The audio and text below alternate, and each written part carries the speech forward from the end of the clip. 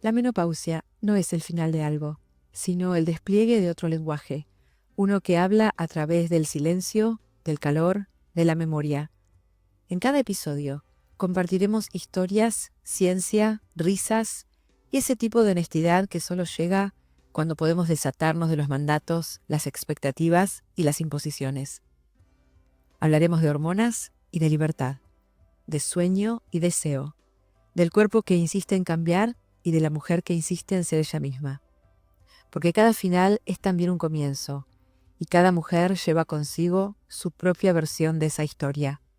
Somos Macarena Limón y Flavia Pitela, y esto es Desatadas, un podcast sobre mujeres que ya no están atadas a las expectativas de nadie, ni siquiera a las suyas propias.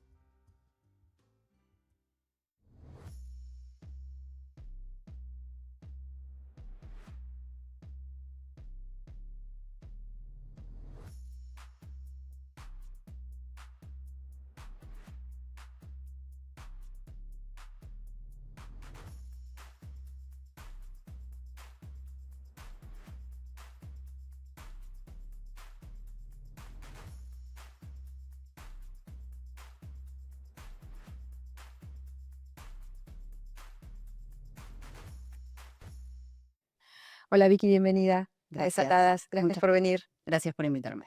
Gracias, Vicky, bienvenida. Bueno, Vicky, Victoria Pereiras es médica ginecóloga, especialista en ginecología, menopausia y salud hormonal. Así que un montón para hablar. Un montón. Yo lo primero que quiero saber es, ¿qué es una hormona? Tanto que hablamos de las hormonas. Qué linda pregunta. Uno tiene una fantasía alrededor de una hormona. Sí. Y es básicamente una sustancia química, un transmisor que lleva información a todo el cuerpo. La insulina, la levotiroxina, el estrógeno, la progesterona, son sustancias que van de un lado al otro en el cuerpo llevando información. Tenemos receptores En todo el cuerpo, para todas las hormonas, sobre todo cabeza, cerebro, corazón, sistema cardiovascular, el hueso. Hoy por hoy sabemos que tenemos receptores en todos lados, son muchos años de investigación, antes creíamos que eran específicos, órganos específicos las sustancias, y bueno, la ciencia avanza y nos vamos enterando un montón de cosas más. hay mucho, bueno, nosotras que hacemos ginecología estamos muy metidas en el tema, pero seguramente la gente también pregunta qué diferencia hay entre una hormona sintética y una hormona bioidéntica. Es un clásico ese. Básicamente son dos sustancias que llevan información a todos lados. Las bioidénticas lo que tienen es que son iguales en estructura, en forma, en características a las que sintetizamos en el cuerpo. Y pueden ser, o sea, no necesariamente tienen que ser las del cuerpo, sino pueden ser también sintetizadas en un laboratorio, ¿sí? Pero tienen la misma estructura, la misma forma. Entonces, de esa manera desencadenan las mismas funciones a lo largo del cuerpo. Y también ahí evitamos un montón de efectos adversos, porque el cuerpo los reconoce como propias. Exactamente. Yo a veces lo que les digo a las pacientes es una cerradura y una llave. Las hormonas son las llaves que encajan en las cerraduras. Pueden encajar muchas llaves en una misma cerradura. Pero no abren. Exactamente. Pero abrir y desencadenar los procesos metabólicos van a ser las bioidénticas o las nuestras. Y no las químicas, no las artificiales. También, pero con algunas limitaciones o con algunas funciones van a desencadenar y otras no, y o van a tener un efecto no deseado. O sea, uno tiene un objetivo cuando da una droga, una hormona o un fármaco y también encuentra un efecto adverso o un efecto no deseado. Entonces, lo que puede llegar a pasar con las sintéticas es esto, diferenciación. Como no son exactamente iguales a las nuestras, pueden desencadenar otros procesos que no queremos. Exacto. Las hormonas bioidénticas son de origen vegetal. Exactamente, vienen de las plantas. De las plantas. Ujú. Y se sintetizan en laboratorio, Exactamente, pero son de origen vegetal. exacto. Y eso El niame es el que más usamos. ¿cómo? El niame es el que más usamos. Ya sé. De ahí viene, es como una de las bases más importantes y se usan de antaño. Así que sí, tal cual. Y eso es importante también, a diferencia de la sintética hormona de anticonceptivo, por ejemplo. Totalmente diferentes. Una vez las pacientes vienen y me dicen, pero yo tomé anticonceptivos y me cayeron mal. Bueno, pero ¿cuáles usaste? ¿Qué usaste? No es lo mismo un estrógeno sintético, un etinilestradiol, muy comúnmente usado desde hace mucho tiempo en los anticonceptivos, un progestágeno. Hay una diferencia como muy importante. Nosotros tenemos dentro de las hormonas de la reproducción, estrógenos, progesterona y testosterona. Cuando hablamos de hormonas sintéticas, tenemos además gestágenos, o sea, son sustancias parecidas a la progesterona micronizada, que es la hormona bioidéntica nuestra, que tienen funciones similares, pero que no es exactamente. O sea, no siempre conseguimos el mismo efecto que con la progesterona natural. Sí. Por eso es importante esa salvedad.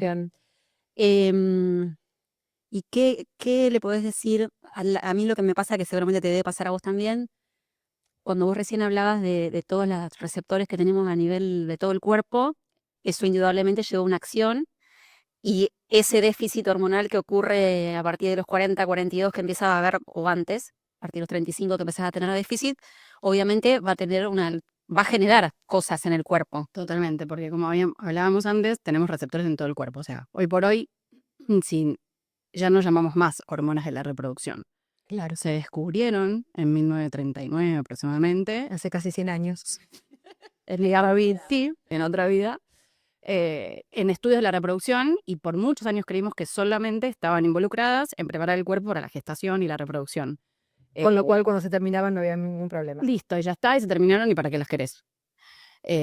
Como el cuerpo es sabio y hay receptores en todo el cuerpo, por algo es. Bueno, a nivel del cerebro, están por algo dadas, exactamente, por algo es. O sea, por algo tenemos receptores en todo el cuerpo.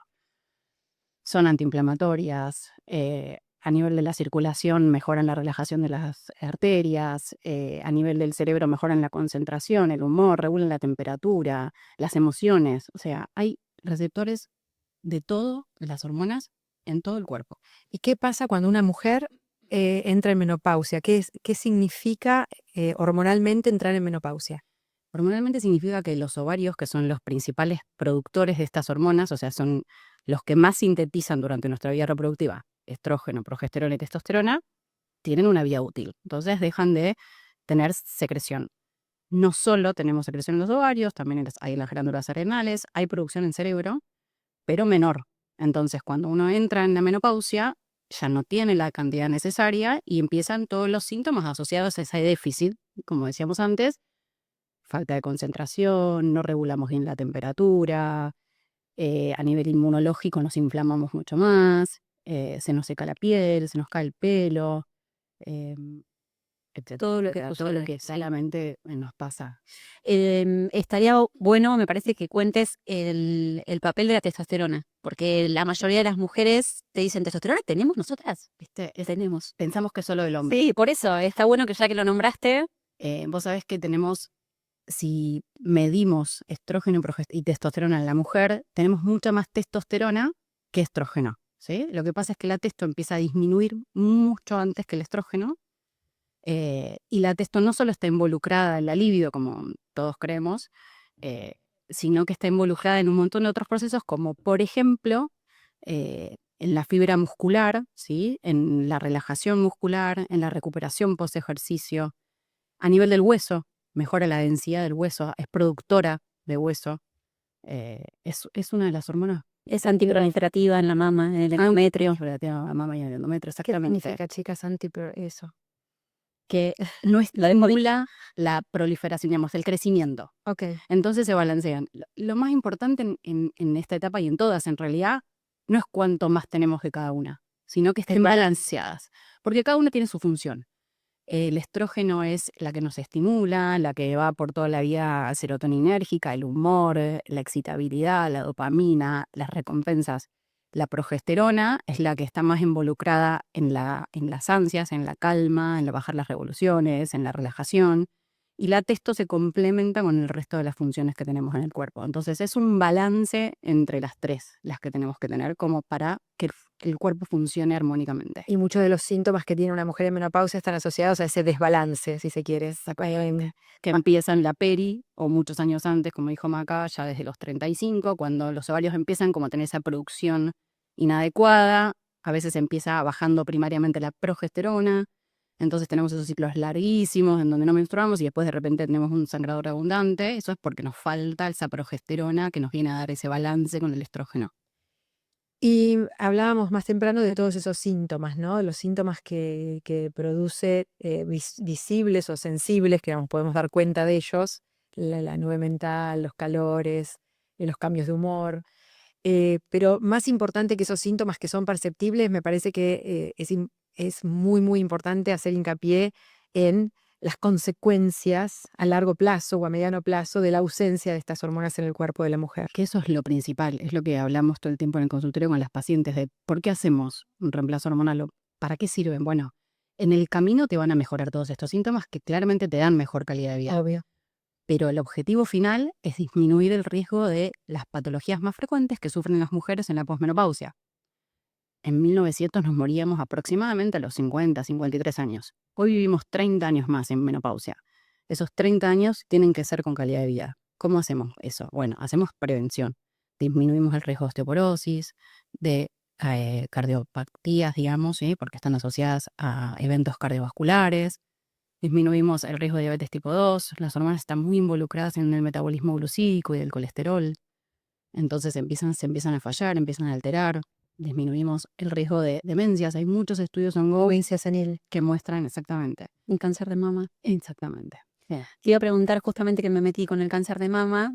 Bueno, yo cuando hice mi formación y vos venís más o menos del mismo lado, la pionera era Rebeca Gleiser, oncóloga mamaria, que siempre es lo que le cuento a las pacientes, y ella descubre la testosterona como terapia alternativa para tratar el cáncer de mama. Entonces, eso iba mi pregunta. Cuando viene el consultorio se sienta y dice, no, hormonas, cáncer. ¿Qué les decís?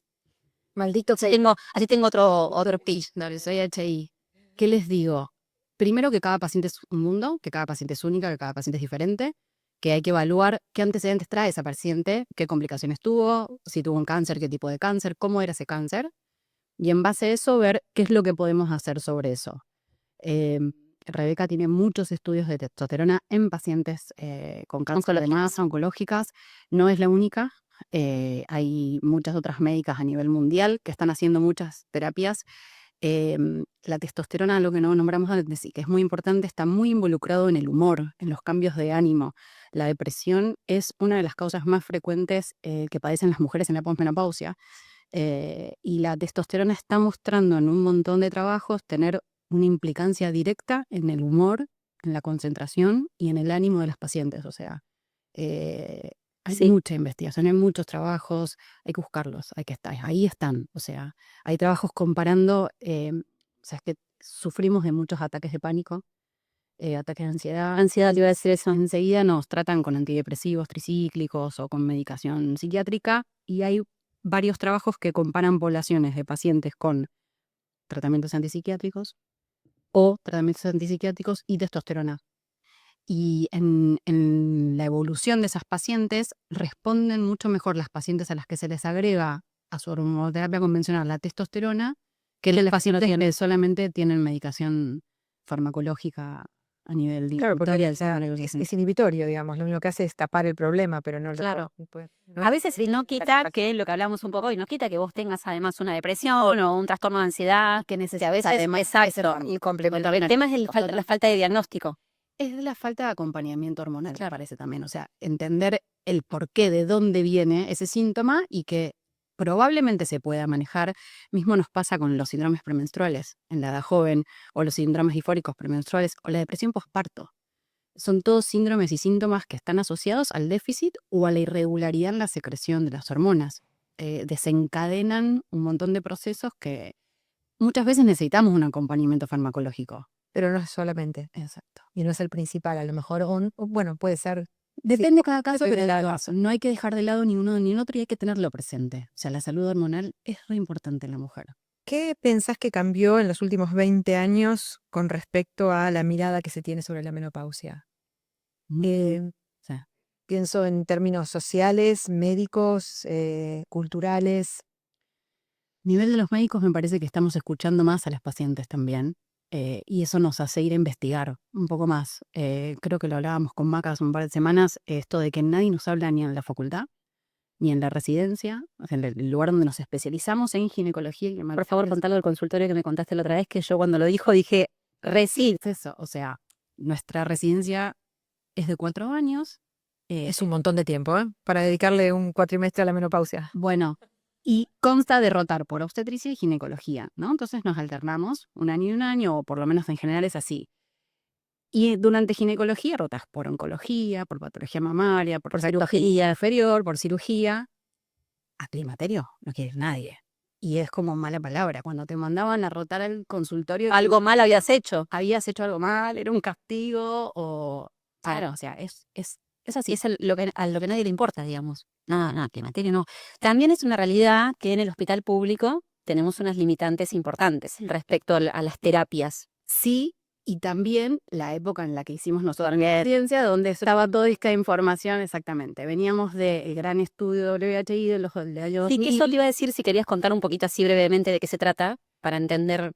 Porque Cuando las hormonas se descubren en 1930, 1940, en estudios de reproducción, se empiezan a utilizar en un montón de etapas de la mujer.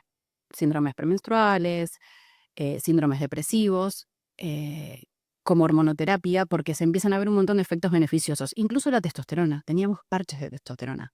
Bueno, como había un boom y las mujeres estaban muy bien, muy contentas, referían muchos cambios, como a los médicos siempre nos gusta hacer estudios, poner todo en números y mostrar en papel lo que pasa, se decide hacer un gran estudio para el año 1999-2000, que es el WHI, donde se involucra un montón de mujeres y cuyo objetivo final era ver cuál era la respuesta cardiovascular a nivel de las pacientes que recibieron hormonoterapia. Bueno, ese estudio se detiene precozmente, 3, 4 años después de haber arrancado, cuando era una proyección a 10, 14 años, se detiene precozmente porque supuestamente se había evidenciado mayor desarrollo de cáncer de mama en las pacientes que estaban recibiendo hormonoterapia. Hago un paréntesis. La hormonoterapia que estaban usando en ese momento era una hormonoterapia bioral y sintética. Era un etinilestradiol combinado con una medroxiprogesterona. Me encanta que cuentes esto. Me encanta, porque así exacto. Es súper distinto a lo que hacemos ahora y es, no es un dato menor a tener en cuenta. Aparte, nosotras dos somos muy pro hormonas. Nos encantan, vos ya lo sabés. Nosotras tres somos pro. Bueno, es que somos una hormona, ¿no? O sea, todas nuestras funciones biológicas dependen de las hormonas. Bueno, entonces se detiene precozmente. Era una época en la que no existían las redes sociales, no existía Google, entonces la forma que los médicos teníamos de transmitir la información era a través de los journals de medicina o los medios de comunicación donde uno hacía una conferencia, una sala de prensa y salía a exponer la información. Bueno, esta información que se filtra acerca de que causaban cáncer las hormonas, se filtra. No todos, la mesa científica estaba de acuerdo con lo que la estadística estaba mostrando, algunos tenían sus reparos, igualmente la información sale a la luz y bueno, salen todos los periódicos mundiales, la tasa de uso de hormonoterapia desciende abruptamente y bueno, pasa todos estos últimos 24 años que nos pasó con la hormonoterapia. ¿Qué pasa? Paralelamente, por suerte, en el mundo, muchos médicos siguen adelante con sus investigaciones, por suerte, y se demuestra con el tiempo que no es que la hormonoterapia causa cáncer, sino que es el tipo y la vía de administración exactamente con la que se usa. Entonces, lo que se asoció a una paréntesis, y que además las poblaciones no estaban bien seleccionadas. Eso también, o sea, tenían factores de riesgo previamente. Poblaciones añosas, con factores de riesgo cardiovascular y que no tenían mamografías preestablecidas, o sea, no tenían un screening de base para saber que no estaban con algo previo. Exactamente. Bueno, resumen de la historia, los estudios avanzan, se asocia el incremento de desarrollo de cáncer de mama con la medroxiprogesterona, que es un gestágeno que ya no se usa hace un tiempo largo, no el etinilestradiol. De hecho, la rama que sigue adelante, los estudios de investigación se comparan poblaciones. Siempre hay una población que no tiene nada con el resto de las poblaciones. La rama que estaba utilizando estradiol solo, ¿sí?, del estrógeno solo, demuestra tener una reducción en la aparición de riesgo de mama en el 7% de las pacientes. O sea, esa población no solamente no era generador, sino que reducía la promedio. Reducía la aparición, y dentro de las pacientes que desarrollaban cáncer de mama, esas pacientes tenían mejor respuesta al tratamiento y menor morbimortalidad. O sea, morían menos y respondían mejor al tratamiento. Eso cambió un montón la información, cambió que los médicos entonces nos empezamos a interesar, o sea, algunos médicos nos empezamos a interesar un poco más, algunos empezamos a escuchar un poco lo que a las pacientes, me parece que ahí está el cambio, o sea, en escuchar lo que la paciente tiene que decir, lo que le pasa, e ir a investigar, porque así como nosotros terminamos la residencia sin que nunca nadie nos dijera un poco más que la menopausia es Bancatela. los últimos 12 meses no menstruaste, bueno, estás en menopáusica, listo, acá con esto arrancás, suerte con esto. Bueno, la espalda, besitos en la frente. Después, bueno, por suerte hubo mucha gente que siguió investigando y nosotras que nos gusta seguir Medio de autodidacta, porque también hay mucha resistencia a toda esta parte. ¿Qué? Yo creo que por el desconocimiento, ¿no? De los profesionales. porque nos quedamos con esa información que nos dieron, ¿no? O sea, creo que también estamos en esa generación de médicos que un poco era lo que decían las sociedades científicas, lo que nos instruían y nos traían, nos daban la Sí, información. yo hoy pensaba, hoy vino una cardióloga antes y hablaba de que en la facultad o en el hospital, en la residencia, era que la mujer igualaba su riesgo cardiovascular a los 50 con el hombre. Y entonces nunca nos preguntamos, yo en ese momento no me pregunté por qué. ¿Por qué pasaba eso? Hoy te preguntas, claro, me quedo sin hormonas, entonces por eso tengo más riesgo. Entonces las hormonas lo que no son malas, o sea, las necesitamos. Pensá si las hormonas estuvieran relacionadas con los cánceres. ¿Cuántos más pacientes jóvenes habría con cáncer? Claro. ¿No? O sea, Refieren estrógeno. exactamente. Pero bueno, todo conlleva a que depende no solo de la paciente, sino la forma de administrarla, el tipo de hormonas. Claro. Tenemos que repensar. Pero eso pasa con toda la medicina. O sea, la automedicación está mal vista en cualquier sentido, digamos. Siempre consulta a un médico, hacete los estudios, quiero decir, para cualquier otro tipo de enfermedad o de malestar, uno va al médico, se hace los estudios y le dan el paliativo. Ahí está el problema. El médico no tendrías que ir para la enfermedad. Nosotros tendríamos que estar un paso previo, que es lo que hablamos antes, y estar para la prevención. Tendríamos que poder darles todas estas herramientas y hacer, exactamente, o sea, llegar antes de. No tendríamos que necesitar el antidepresivo para que no estés deprimida, el hipertensivo para la enfermedad cardiovascular, Si te sube el colesterol. la rosuvastatina para el colesterol. Tendríamos que estar en el antes, en los hábitos, en el ejercicio físico, en la alimentación y probablemente en la hormonoterapia que necesite la paciente para prevenir, porque el estrógeno regula las arterias, les da flexibilidad e impide que se pongan rígidas. Cuando no los tenemos, aumenta la presión arterial, que es lo que nos pasa después de los 50. Tenemos osteoporosis porque no formamos hueso, porque lo perdemos, porque no tenemos el estrógeno y la testo que nos fomentan. Entonces tendríamos que llegar en ese paso antes. De hecho, el estrógeno está regulado para la prevención de la osteoporosis. O sea, todas las pacientes que entran en menopausa debieran recibir estrógeno para evitar la osteoporosis. Claro, pero eso es algo de no todo. Ahí estás respondiendo un poco lo que hablábamos, de no solamente tratar los síntomas, sino la prevención a largo plazo. Claro. Es lo más importante. Eso es lo que les explico a las pacientes, porque muchas también dicen, bueno, yo quiero transitar esto naturalmente. Perfecto, lo vas a transitar naturalmente, como lo transitaste a los 20 o a los 30, con el apoyo hormonal que necesites para que estos próximos 30 años sean con calidad de vida, sin tener que recurrir a fármacos para la presión, para el colesterol. Hay mucho de esa resistencia de yo lo quiero transitar naturalmente versus me pongo hormonas que no la tenemos con otras situaciones, la diabetes, no la transitas naturalmente, la hipertensión, el hipotiroidismo, nada de eso, o sea, lo tenés, es parte de la naturaleza de tu cuerpo, pero lo tratás.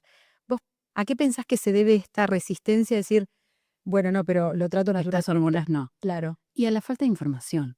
Yo creo que, pero digamos, de los dos lados, Sí. ¿no? O sea, del paciente y del médico. Claro. Nosotros porque no sabemos o no nos instruyen o no nos instruimos y bueno, porque no lo transmitimos hacia las pacientes. O sea, a mí muchas veces me dicen, no te pasa, Maca, ¿hasta cuándo tengo que hacer hormonoterapia? Entonces yo me paro y le digo, bueno, ¿y hasta cuándo? Si yo te digo, Maca, vos necesitas empezar a tomar levotiroxina porque tu tiroides no está funcionando bien, no lo planteas. ¿Y hasta cuándo vas a tomarla? ¿Te preguntás hasta cuándo? Me decís vos, o sea, no. Bueno, es un poco esto, también transmitir exactamente la seguridad, contarles a las pacientes, que las pacientes vayan también autocontándose con sus amigos, las experiencias, preguntar o ir con preguntas y de los dos lados, ¿no? A veces a mí me pasa, les digo, bueno, espera, a ver, no sé, déjame que investigo un poco porque es muy amplia la medicina. La ginecología nos quedó enorme. Y también va Entonces, cambiando minuto a minuto, o sea, tenés Exacto. mucha información nueva y si no te actualizas todo el tiempo te quedás... Exactamente. Entonces, bueno, busquemos, no sé, un especialista en climaterio busquemos un especialista en vulva, busquemos un especialista Claro. en mama, porque si no, uno no puede estar actualizado todo el En tiempo. todo. Claro. Entonces te puedes derivar a situaciones muy, muy particulares. Sí, yo no sé si a vos te debe pasar también, pero la paciente que viene de otro ginecólogo diciendo, me dijo que hormonas no, me dijo que me la banque, me dijo que me compre lencería nueva porque no tenía líbido, me dijo que cambie de monta. Todas esas palabras son textuales de mis pacientes, no las estoy inventando. Y es un montón que los médicos digamos esto a nuestras pacientes. A mí me parece grave, de verdad. A mí me parece que es un montón que no sepamos decir, bueno, hasta acá. Acá no sé, Porque de última no que tenemos- metas un examen. Claro. O sea, a mí Y es como a mí me pasa, yo hice la residencia, creo que vos también, y no hago más obstetricia. Y yo ya estoy muy lejos de la obstetricia, entonces no me siento capacitada. Si alguien viene y me pregunta algo, digo, no, ¿para qué lo consulte? Porque yo realmente uno no puede... totalmente, no puedes estar actualizado en todos En los temas todo, de lo último. porque es un montón. Exactamente, por eso. Por eso está bueno decir, bueno, ¿qué pasa? O sea, bueno, espera, nos informamos, o te paso con mi colega, o llamé a la maca, que capaz que en esto se hizo un curso hace poco o leyó tal cosa. Por eso para mí el mensaje a las mujeres es eso, bueno, no quedarse con esa respuesta y buscar algo más, buscar una alternativa. Siempre. Y cuando hay algo que les haga ruido, preguntar. Y buscar alternativas, porque hay un montón de alternativas. Mismo hay pacientes que no pueden recibir hormonoterapia, sí, claro que las hay. Bueno, esas pacientes igual también tienen opciones terapéuticas. Claro. Entonces, buscarlas. ¿En qué casos una paciente no puede recibir? ¿Es por intolerancia? ¿Qué puede ser la razón por la cual decidís, o las razones por las cuales decidís no poner? La gran contraindicación para recibir hormonoterapias es tener un cáncer de cualquier tipo que sea hormonodependiente. Ok. Esa es como el gran no para ahora, ¿no? En este momento que estás resolviendo tu proceso de cáncer, bueno, hay que enfocarse en esto. Dar hormonas, muchas veces el estrógeno es una hormona proliferativa per se, o sea, estimula Todo. y todo el beneficio que da en regeneración neuronal, en reparación de heridas. También estimula el cáncer. Exactamente. Entonces, bueno, ahora no queremos estimular el cáncer, queremos esperar un poquito. Esa es como el gran no. Y después hay, dependiendo de la vía que uno vaya a elegir, si tuvo un antecedente de trombosis, no va a poder recibir estrógenos vía oral. Si tuvo una intolerancia, como vos decís, hay que buscar otra vía de administración o otra forma de administración. Pero en general son temas como graves o muy específicos, muy específicos. Sí. Si tuvieras que decir las 2 o 3 cosas, las 2 o 3 frases que repiten tus pacientes cuando llegan a tu consultorio y lo que dicen a los 6 meses o a los 5 meses o a los 4 meses, Después de recibir la después terapia. de recibir la terapia de reemplazo hormonal. El clásico cuando llegan es, esta no soy yo. Y lo más llamativo cuando vuelven es, volví a ser yo.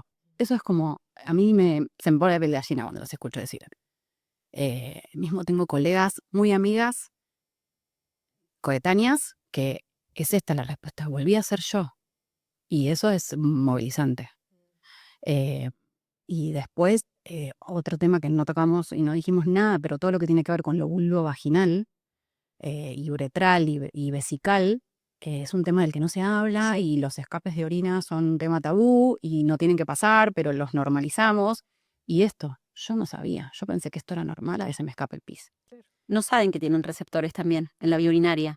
En la vía urinaria. Sí, pero aparte crece la la cantidad de infecciones urinarias, además de eso, ¿no? Pues es tremendo lo Y que vos pasa sabés ahí. que es de todos los síntomas más recurrentes o más frecuentes, el síndrome geniturinario de la menopausia, que son todos estos signos y síntomas que aparecen en vulva, vagina y uretra, si no se tratan, son progresivos y empeoran. O sea, vas a la atrofia vulvovaginal, al prolapso uretral, a la incontinencia de orina, se pierde la anatomía de los labios, se fusionan, dejas de tener clítoris, el capuchón del clítoris se fusiona con el clítoris. Y todo eso tiene prevención. Otra vez, lo que hablábamos antes, no hay que llegar a eso, hay que evitarlo, hay que empezar, hay que mirar, hay que conocerse, hay que preguntar, hay que pedir, no hay que sufrir ni de picazón ni de ardor, las relaciones no tienen que doler. Ni resignar esa parte, porque a veces también me ha pasado de no tengo relaciones hace 10 años, ya está. Ya le dije a mi marido que se busque otra. Es un montón. Porque aparte, con la expectativa de vida que tenemos hoy. Exacto. Porque esa paciente que te dice eso no tiene 85. Tiene 50 o 45 o 30. O 30. Tal cual, es un montón. Es un Es montón. un montón. Y otra cosa también importante es que, además de la menopausia natural, están las menopausias inducidas. Las pacientes que o tuvieron cirugías por sangrados abundantes, se les sacó el útero, pero también los ovarios, y no se les hizo un reemplazo hormonal y son muy jóvenes. Claro, porque es el momento que tenés la última menstruación, entras en menopausia, o sea, no importa la edad. Claro, claro. O sea, por las razones que fueren, ¿no? Porque tu cuerpo deja de O producirlas, menopausias precoces también. por eso, o porque te tuvieron que operar, o por la razón que fuera, el momento que vos dejás de menstruar, dejás de producir hormonas, no importa la edad, porque eso también es un tema, ¿no? Y no, pero tiene 45, todavía le falta un montón. No, no tiene que ver con eso, no tiene que ver con la edad. No tiene que ver con la edad. Es un proceso primero que puede durar varios años, entre 5 y 10 años, el llegar a dejar de menstruar. Y segundo, que no tiene que ver con la edad. Primero que porque los ovarios no son iguales en todas Ujú. y pueden dejar de producir hormonas mucho antes. La insuficiencia ovárica prematura, antes de los 40 años las pacientes dejan de menstruar y eso no es normal y no está bien.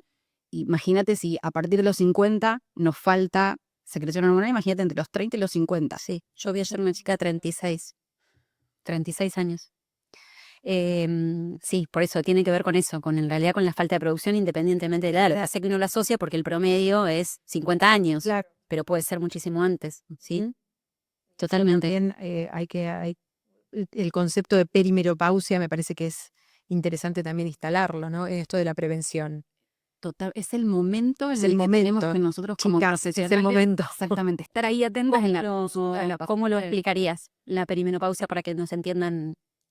son todos esos años previos a dejar de menstruar que no tienen una edad clave. O sea, a partir de los 35 aproximadamente, 40 más o menos, uno empieza a tener una producción errática o irregular de los ovarios.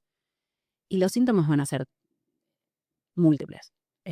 Por eso, para mí es importante ya la paciente peri 35 que viene a la consulta empezar a preguntar, ¿y cómo son las relaciones? ¿Y cómo estás durmiendo?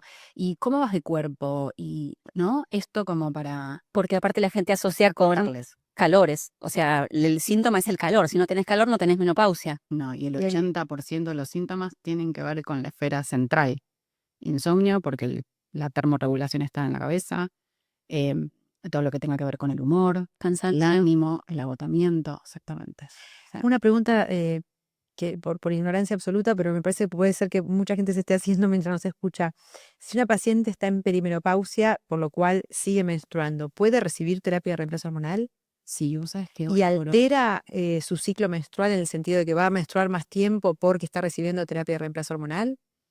¿Se entiende? No, o sea, a ver, no. ¿Qué era? entendí. Sí, yo entendí. ¿Qué era el mito ese de Por eso, voy a yo- menstruando? Por eso, claro, lo pregunto por esa ignorancia. Yo digo, bueno, estoy menstruando, pero estoy en perimenopausia. Me doy cuenta por un montón de síntomas que estoy ya entrando en la menopausia. O que ¿Qué pasa si seguís hormonizándote? Claro, ¿qué le pasa al cuerpo si yo me pongo terapia de reemplazo hormonal mientras todavía estoy menstruando? No le pasa nada, lo vas a ir acompañando en ese proceso. En el proceso de aparición. Exactamente. Perfecto. No va a ser, nada va a ver que los ovarios tengan más producción de esas porque los ovocitos están ahí desde que naces y se van Y se van a terminar cuando se Exactamente. O sea, vos lo que vas a hacer es acompañar y en ese acompañamiento vas a mejorar tu calidad de vida y vas a estar haciendo prevención. Vos sabés que tradicionalmente la terapia de reemplazo hormonal está indicada para pacientes en menopausia.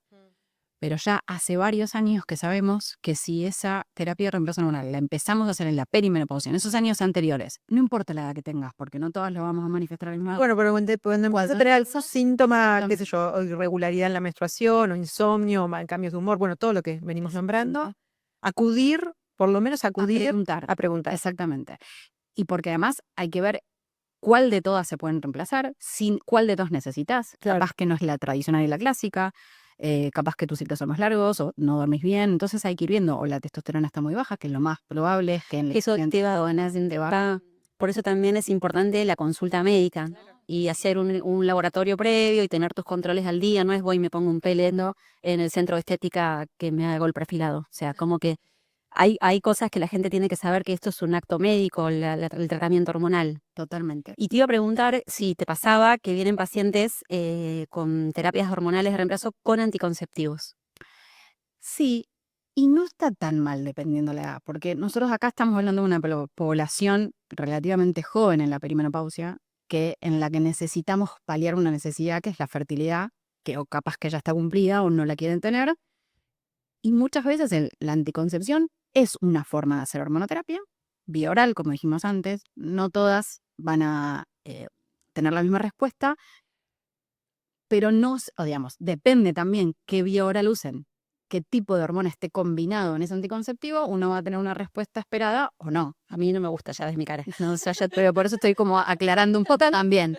A ver, es verdad que hay algunas pacientes que necesitan que nosotros les demos una Bueno, anticoncepción. a eso iba con el tema del hospital público.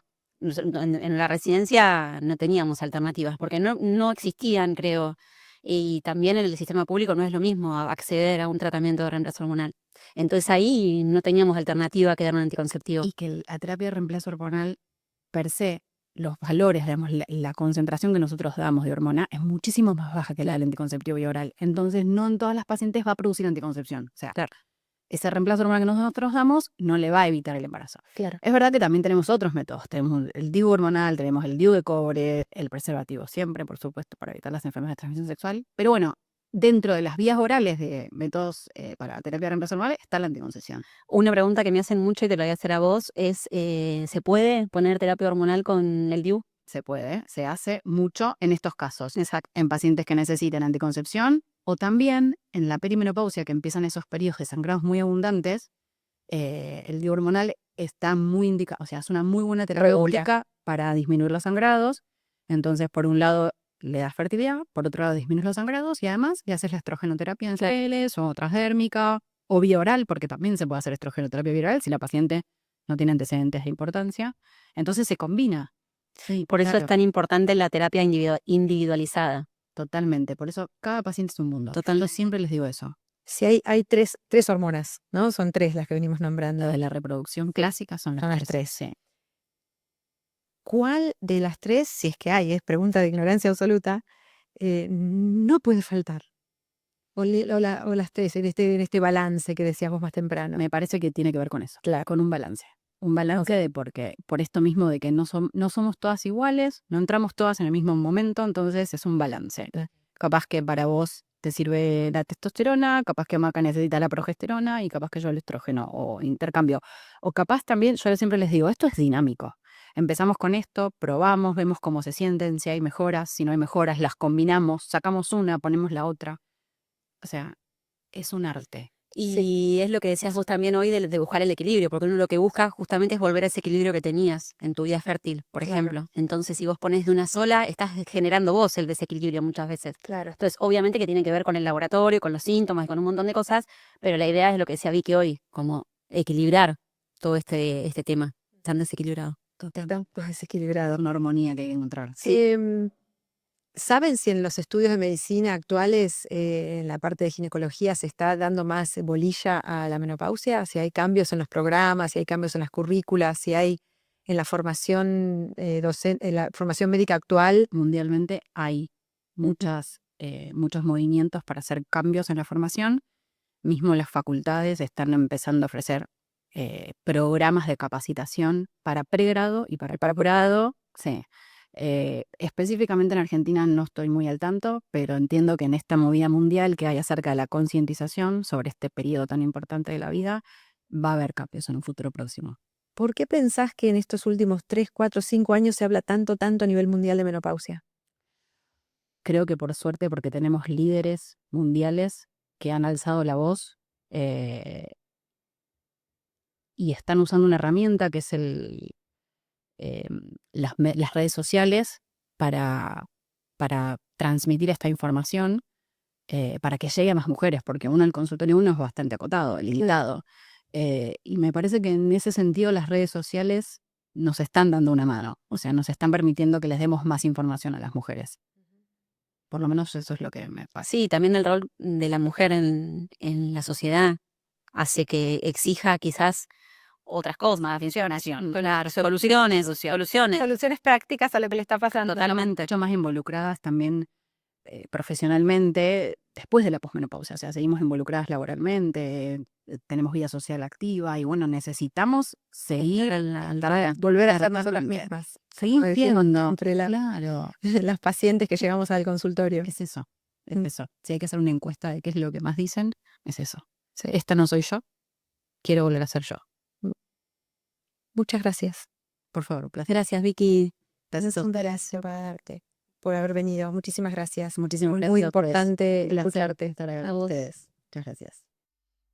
Sabes que cada vez que hablamos nos damos cuenta de que no estamos solas en esto, que cada cambio, cada duda, cada silencio, lo siente también otra mujer al otro lado. Si la conversación de hoy te ayudó en algo, nosotras ya cumplimos nuestro objetivo. Somos Macarena Limón y Flavia Pitela, y te esperamos en el próximo episodio para seguir desatando dudas, miedos, pensamientos que no nos atrevemos a decir en voz alta. Aquí se puede.